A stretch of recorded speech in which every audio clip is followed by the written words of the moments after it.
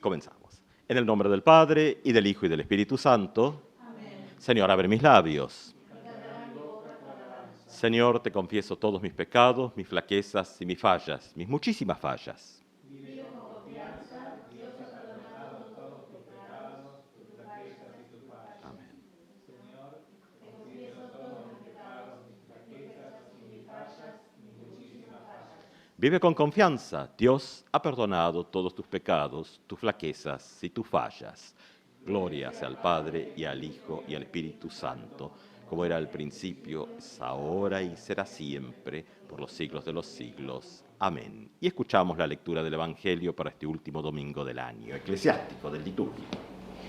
La lectura de hoy se encuentra en la página 1527. 1527 es Lucas, capítulo 23, versículos del 33 al 43. 1527.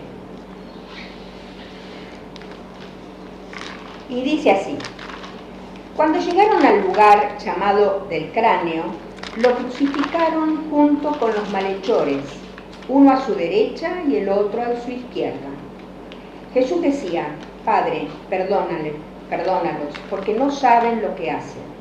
Después se repartieron sus vestiduras, sorteándolas entre ellos. El pueblo permanecía allí y miraba. Sus jefes, burlándose, decían: ha salvado a otros, que se salve a sí mismo, si es el Mesías de Dios, el elegido.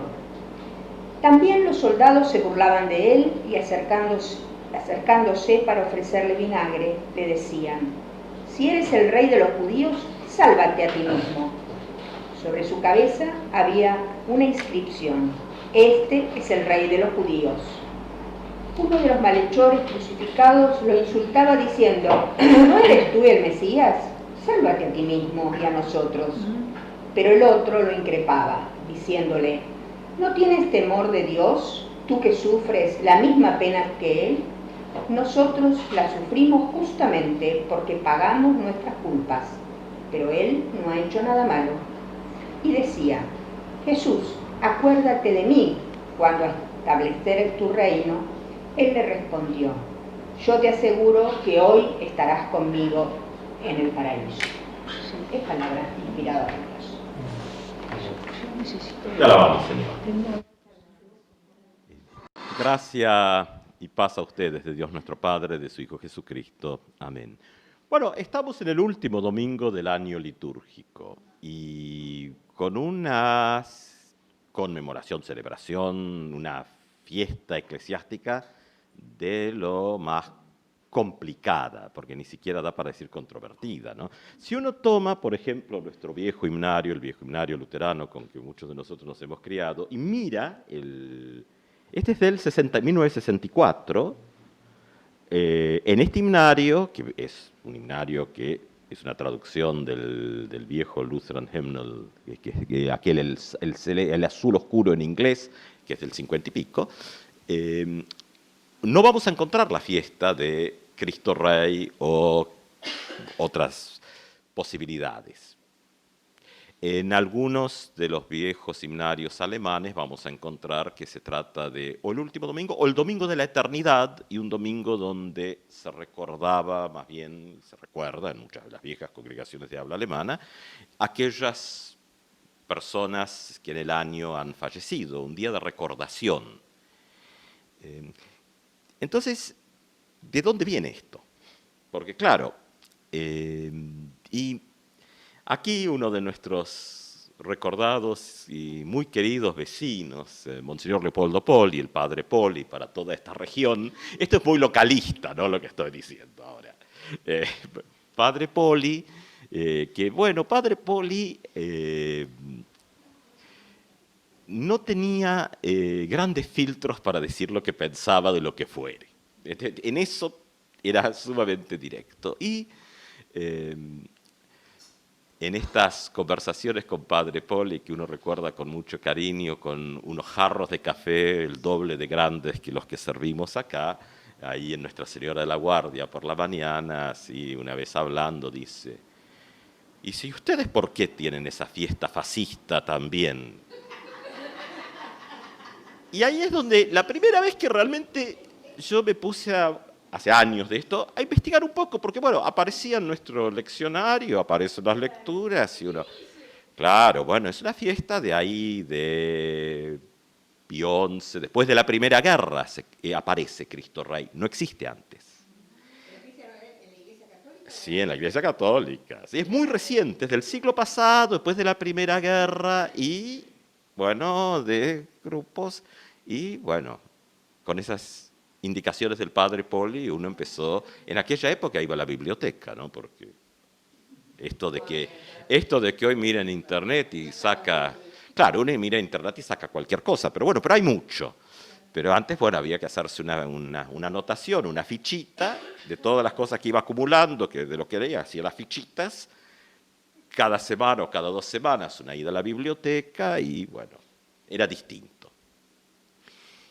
Claro, por eso en los himnarios luteranos, hasta que, bueno, después vino las reformas litúrgicas en la iglesia luterana, que, bueno, ya, bueno, no hay que entrar demasiado en la opinionología, pero bueno, otra cuestión más del colonialismo externo hacia las iglesias del sur. Aquí tienen la liturgia latinoamericana, dijeron, que no fue escrito por ningún latinoamericano, pero bueno, cosas peores veréis, no mejores, peores.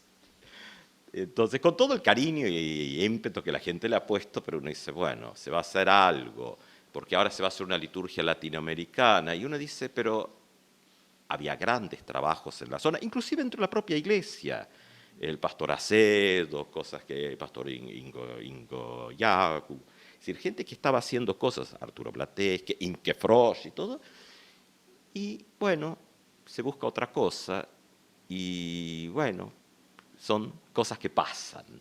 Por otro lado, si es por liturgia, tenemos la misa criolla, Ariel Ramírez, ¿no? O sea, no faltan cosas. Pero bueno, había que. Pero bueno, y Cristo Rey apareció en estos cambios, ahí entró y se instaló, ya venía de antes, aunque no estaba en el himnario, aparece. Y es una fiesta complicada porque lo que hace es asociar a nuestro Señor Jesucristo con los reyes y emperadores de nuestro mundo. En Estados Unidos tuvo mucha resistencia porque con una sociedad con algunas miradas sospechosas hacia todo lo que es realezas y ese tipo de cosas, y una tradición democrática bastante sólida, hubo mucha resistencia. Nosotros, bueno, entró. Somos rápidos.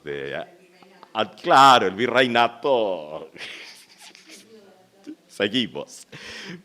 Ahora, bueno, y uno mira cosas, empieza a ver cómo, y después si quieren busquen en internet cuán ideológico, político y de qué grupos representa Cristo Rey. Pero bueno, y esto de decir, bueno, Cristo Rey tiene que ver con el emular a Cristo al emperador.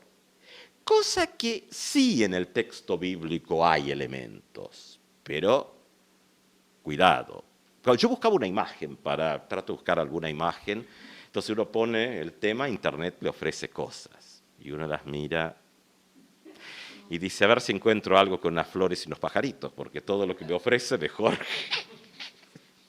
Entonces, bueno, finalmente, si los que miraron en los grupos y eso, alguno recibí un mensaje, pero te equivocaste, eso es de Cuaresma, hay una corona de espinas. Bueno, la corona de Cristo no es la del emperador y el oro, sino que es la de espinas. Y el trono de Cristo es la cruz. Entonces, todas estas otras imágenes son realmente imágenes que pervierten el sentido del Evangelio. Porque el trono de Cristo es la cruz y la corona de Cristo son las espinas que le pusieron los seres humanos. Y entonces uno se acerca a los textos lucanos y mirar el reloj que no se nos vaya muy largo. Los relatos de la pasión y de todo el juicio que difieren un poco en los evangelios, ¿sí? Pero hay que observar los detalles de los relatos. Lucas, estamos leyendo Lucas, este año tiene una mirada, Mateo tiene otra. Entonces uno los compara y ve las diferencias. Y a veces se nos mezcla y decimos, bueno, está la multitud que lo recibe, Hosana, Hosana, y en una semana, qué sé yo, por ahí, está diciendo crucifícale. Si uno mira el texto, las palabras griegas muestran que no es el mismo grupo. Y si uno mira el texto de las negaciones, y el mismo texto lucano, si hubiésemos leído antes, cuando Pilato se entera que Jesús es Galileo, dicen, aprovecha y dice, esa es la jurisdicción de Herodes, y Herodes que estaba en jurisdicción, se lo manda a Herodes, a ver si se puede sacar de encima el problema. A veces uno puede entender a Pilato tratando de sacarse encima los problemas, pero bueno, eso sería otra cosa. Cuando lo van a buscar a Jesús, la turba, que sería la traducción que usa Lucas, son los principales del Jerusalén y del grupo, digámoslo así, sacerdotal, es ese grupo. Después, cuando Pilato habla, dice, va a hablar al pueblo. Ahí usa, laos es la palabra, habría que ver si declina, lain, creo que es la declinación. Pero los que entran antes era con Jesús, es una muchedumbre, no es lo mismo. Son dos grupos diferentes. Los primeros son galileos, los segundos son de la ciudad. Entonces, ahí uno va viendo cómo se va tejiendo este acuerdo de eliminar a Jesús de manera totalmente tramposa. Se le hace un juicio sumario, sin posibilidades de defensa ni nada, porque es más, cuando le interrogan si es el Cristo, él dice, bueno, dice, ustedes lo dirán, dice, si les digo, no me van a creer, y si no, igual no me van a soltar. Es decir, ya ha dicho suficiente, ¿no? Crucifíquenlo. Bueno, uno ve la operatoria que hay en el texto. Entonces, llegamos a nuestro texto de hoy, interesantísimo. Porque los dos que nosotros traducimos malhechores, el texto griego, uno dice, ¿son ladrones realmente? O a lo que se le acusa a Jesús más arriba, cuando Pilatos dice, yo no encuentro nada, esta es la versión lucana. Lucas es muy benigno hacia Pilato. No lo que dice Flavio Josefo en la historia, que dice Pilato era un sanguinario y esto. Los cristianos en realidad defendieron a Pilatos. Tendrían otros motivos, pero no nos vamos a meter en eso ahora. Es más, tengamos en cuenta que en Oriente Pilatos es santo, a través de su mujer, Santa Prócula, ¿no? en el Santoral Oriental, y de ahí Pilato también termina. Interesante, de cómo la iglesia en el Oriente, las iglesias orientales hicieron una lectura de todo esto. Pero bueno, nuestro sesgo occidental, con que lo leemos, tiene esto.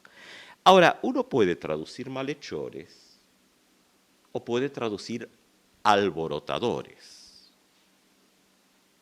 que podían ser totalmente, por la acusación a Jesús en Lucas, es un alborotador político.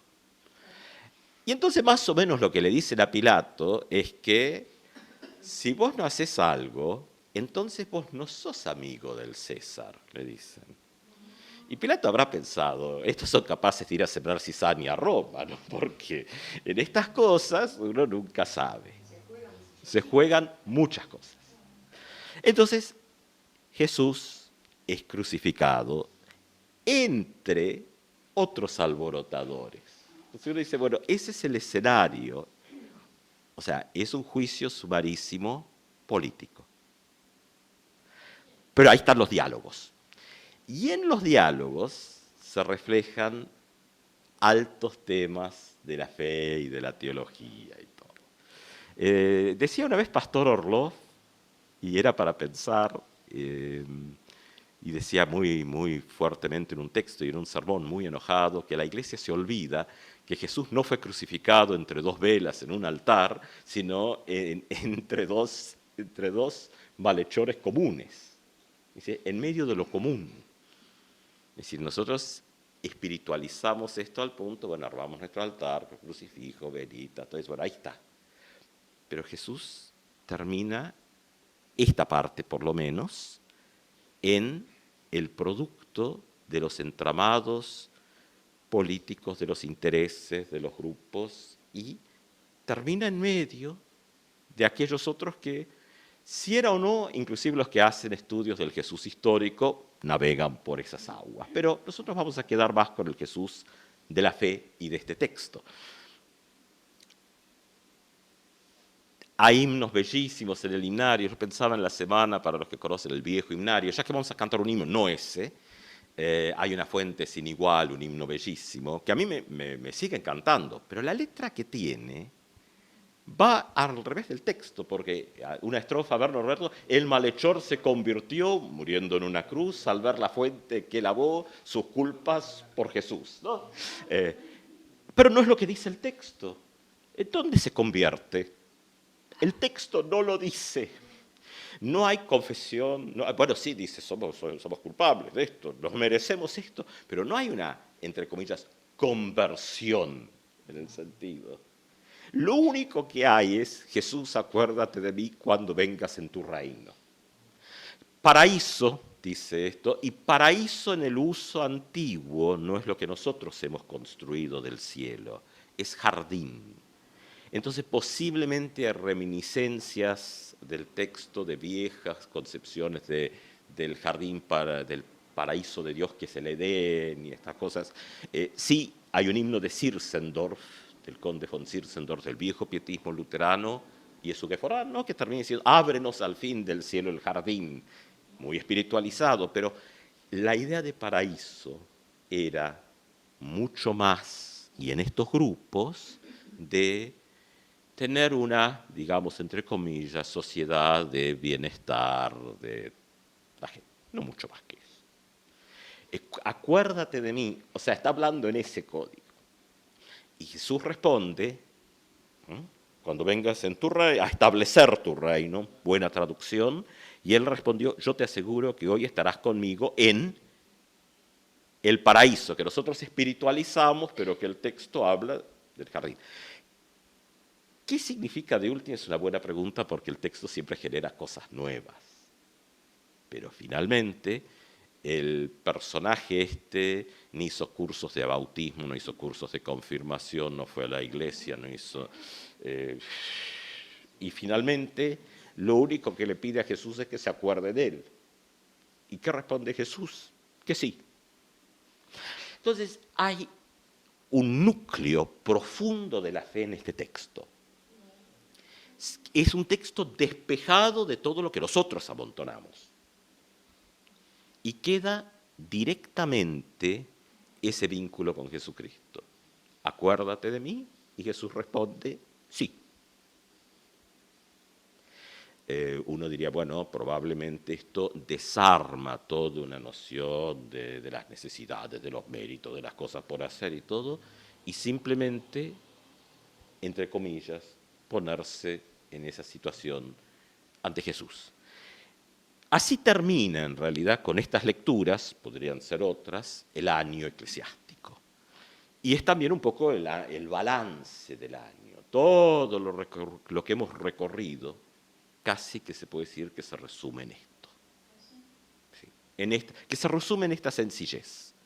Acuérdate de mí, hoy estarás conmigo en el paraíso. Cuando amontonamos otras cosas, bueno, a veces ayudan, por supuesto, es decir, ¿cuándo?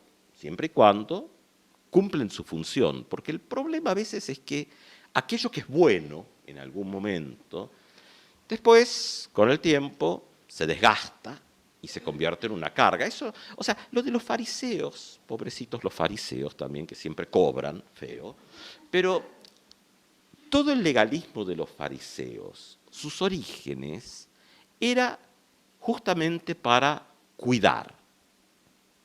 O sea, las leyes en la tradición bíblica, y que también están en nuestras tradiciones, están para cuidar. Y después terminan convirtiéndose en algo para embromar a los demás. Pero las intenciones primeras eran totalmente lo opuesto, cuidar a aquellos y aquellas que son vulnerables, ¿no? El problema es cuando eso después se convierte en lo opuesto y se convierte en aquello que se usa para oprimir. Es decir, uno mira los mandamientos y su sentido, ya dicho alguna vez, pero tomarlo otra vez no está de más. El primer mandamiento, no tendrás otros dioses delante de mí. Siempre es interesante mirar que el Catecismo Mayor, Lutero comenta y dice que justamente el no tener otros dioses delante es cuando permitimos que la voluntad de Dios se realice. Y Lutero dice, y hay que usar lenguaje más moderno, pues él dice, es el príncipe y son los padres, y dice los padres y las madres, dice Lutero ahí. En ese momento le agarró una cosa así de lenguajes actuales. ¿Pero por qué? Porque en esa lectura, que es muy parecido a lo que estamos viendo hoy, lo que Dios espera, y es la función justamente de todas las organizaciones sociales, que el alimento llegue a todos a su tiempo, ya sea a través del príncipe, que debe velar por la cuestión grande. Hoy ya no tenemos tanta imagen de príncipe, y bueno, en algunos lados hay príncipes que han pasado a ser reyes, no les va muy bien, pero bueno, por eso no es tema de nuestra mesa. Y uno diría, bueno, es función en la mirada de la construcción democrática del Estado. Y una mirada de familia que está para el cuidado, protección y bienestar de aquellos que lo necesitan, en esas formas extendidas de la época. Y lo que está planteando aquí este personaje tiene que ver con eso. Y ahí está la respuesta de Jesús. El reinado de Jesús, que la palabra a veces es complicada, tiene que ver con esto. Es decir, una intencionalidad desde lo sagrado, desde Dios, del bienestar de toda la creación, lo cual nos incluye a nosotros, nosotras como seres humanos. Eso es el real. No es una competencia con otras cosas. Por eso cuando dice a Pilato, mi reino no es de este mundo, hay que traducir, mi reino no se conforma a las estructuras de este mundo. Sería una traducción mejor. Pues si no dice, no, es un reino espiritual. Usted materialmente embrómese y espiritualmente que le vaya bien. No está en esto. Y no era parte de la visión tampoco hebrea de época, estas cosas disociadas que son posteriores. El paraíso en este texto tiene que ver con la comunidad de bienestar.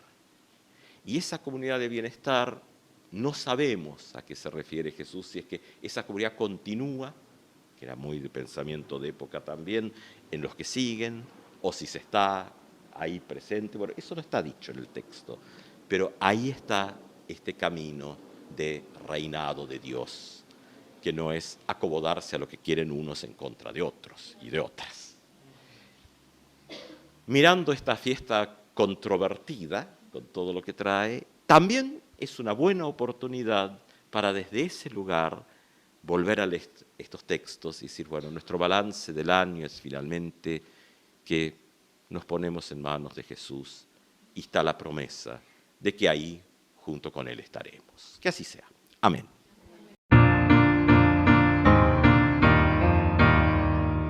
Cristo, recuérdame cuando vengas en tu reino.